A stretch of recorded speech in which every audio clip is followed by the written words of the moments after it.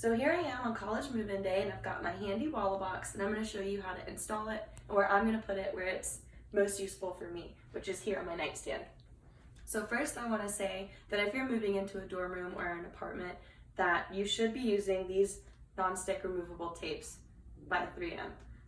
They are non-damaging when they come off, and they're perfect for furniture, walls, everything. So that's what I love about the Wallabox, is that it's non-damaging. You can put it on and take it off, no problem.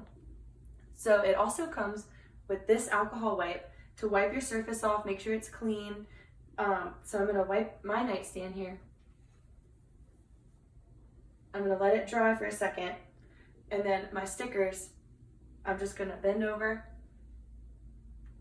stick it, hold it for 30 seconds,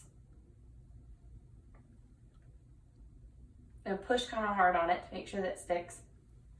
And then you're installed. So here's my phone.